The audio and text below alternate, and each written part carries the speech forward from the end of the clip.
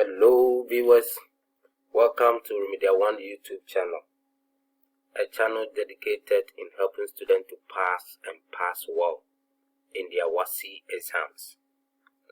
Today I want to solve a question on bearing, one of the past questions. So let's read it together. The bearing of P from X 10 kilometers away is 025 degrees. Another point Q is 6 kilometers from X and on a bearing of 162 degrees.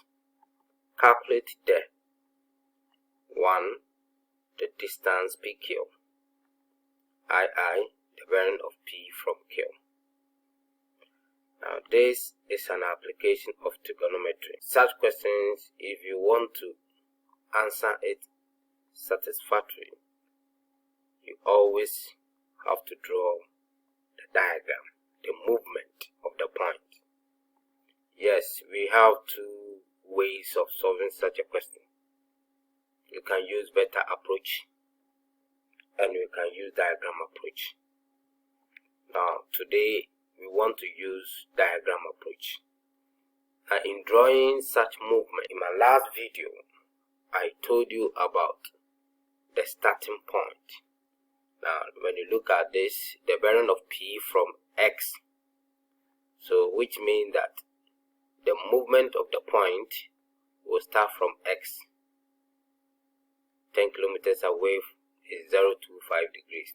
And another point Q is 6 kilometers from X. So the 2 points P and Q move from X. It's not like there are times that you may have a question that a point you move from X to P and then P to Q. So care must be taken. Always you have to read the question well. So the starting point is always X. So let's see how we draw the movement of the point. Even though you were not asked to draw the diagram, but drawing the diagram will fetch you some marks. So let's start. And I explained to you that in drawing the movement, you need to understand the 4 quadrants. You name it 4 quadrants. Quadrant 1, 2, 3, 4. So if the bearing or the angle is in the first quadrant, you start from the first quadrant, then your next destination will be the third quadrant. So the diagram from the question, P move from X on a direction of 025 degrees. So 025 degrees, this is in the first quadrant. That's moving from 0 to 90. Here is 90. This is 025 degrees. And bearings are always measured from the north pole or the positive y-axis. So when you start from 5 degrees, moving from X to P, so X to P, then you draw. And because we are in the first quadrant, so our destination will be in the third quadrant. So you draw a line from the first quadrant, you just measure your angle 025 degrees and then to the third quadrant, a distance of 10 kilometers. So let's look at the other bearing. And Q also to this point is 90 degrees. And we want to look at the whole point here. So up to this point is 90 degrees. If you want to measure 162 degrees, then we need 72. So this angle, even though it's small, is 72 plus 90 will give us 162. I've told you it is not drawn in scale, but as you look on the screen and then look at the illustration. So up to this point is 90. So you need 72 from here to make it 162. So this whole angle now becomes 162.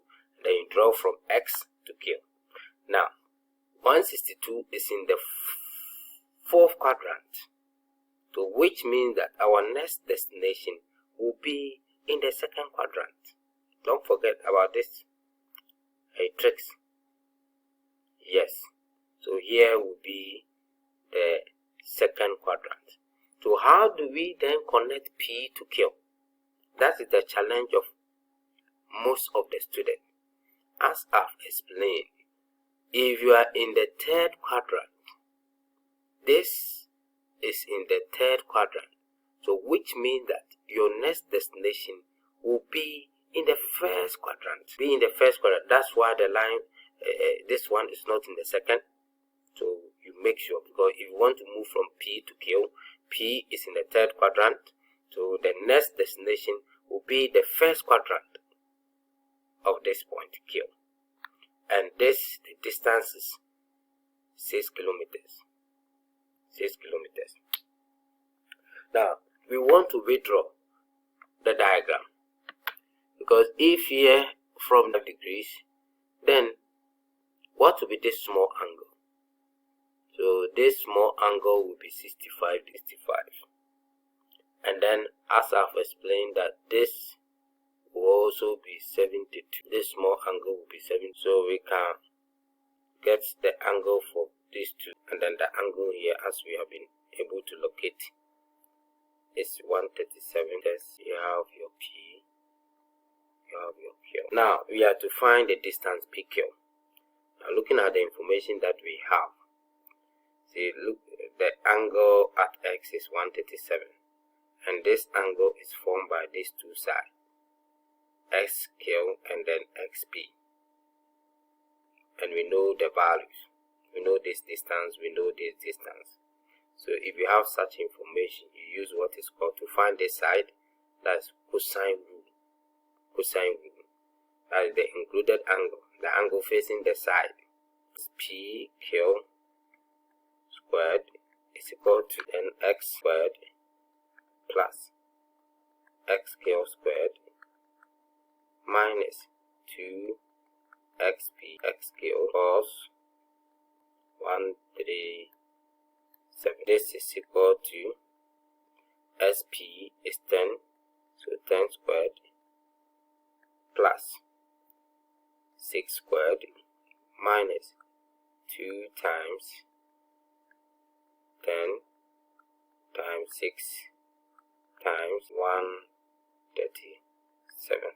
We have 100 plus 36, that is 6 squared, minus 120 times cos 137 is giving us minus 0.7314. So we have 136 minus times minus is giving us plus 87.768. So which is equal to 3.768. Now we want to find PQ. So PQ now becomes, take the square root on both sides, 0.768. So when you take getting PQ to be 14.96 up to 2 decimal places, since we were not told to correct to a specific number of decimal places or significant figures, you always leave your answer at least 2 decimal places. So that is PQ. Let's go back to the question. Yes, so we have done with the distance PQ. We are left with the bearing of P from Q. So the emphasis is from Q. Okay, let's see how we can find the bearing. The bearing from Q, this one, the emphasis is on the Q. So that is from moving from P to Q. This is the bearing that we are looking at. So let's check this one too. So if this is 72, obviously here will also be 72. Here will also be 72. Yes, the diagram was not drawn up to scale. Yes, this is supposed to be bigger than that.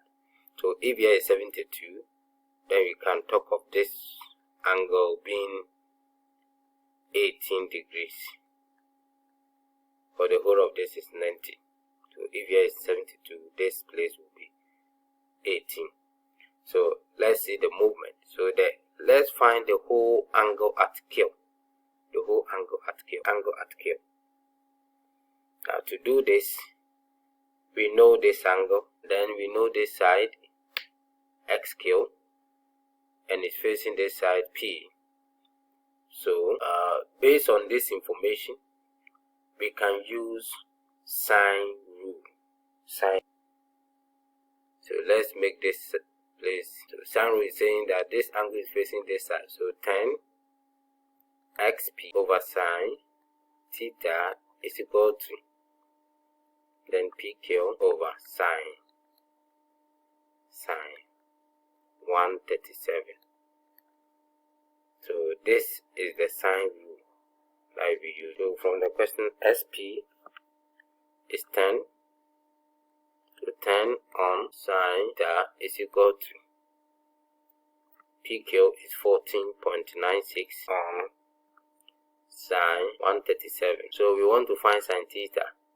Let's do cross multiplication. So we have sine 14.96 sine theta equal to 10 sine 137.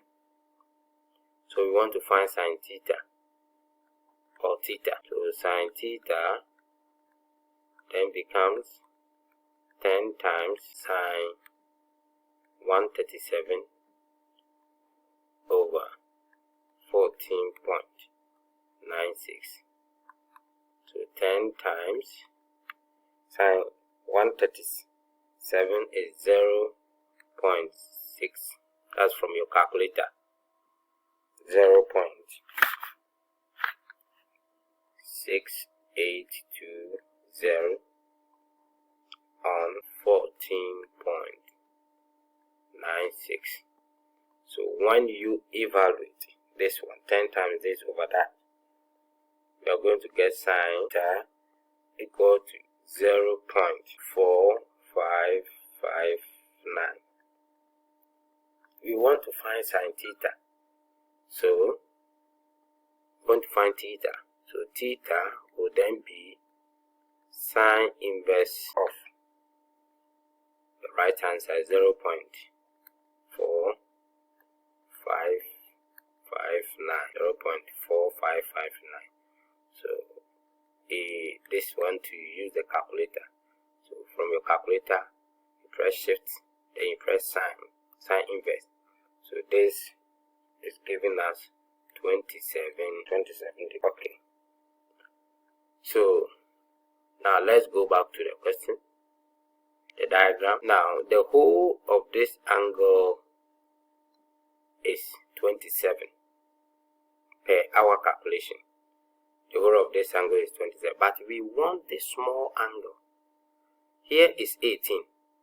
So if you want this small angle, let's call this small angle as alpha, or alpha. So alpha plus 18 is giving us 27. Then we find, so alpha plus 18 is giving us 27. So alpha is equal to 27 minus 18, and alpha is equal to 9. So the bearing of from Q, this is what we are talking about, from the positive y-axis to P. So this is giving us 9 degrees, and according to the rules of bearing, therefore the bearing of P from Q is, so it should be in 3 digits. So it will be 0, 0, 9 degrees. Yes. And if you don't write it in this way, you lose 1 mark. We were asked to find the bearing, not the angle. Thank you very much, students, for watching this video. In fact, questions on bearings are a little bit challenging, but as I have explained the basic concept in drawing the movement. If you pay heed to the quadrants, first to third, second to fourth, third to first, these steps, when you are drawing the movement, it will not be difficult. So thank you very much.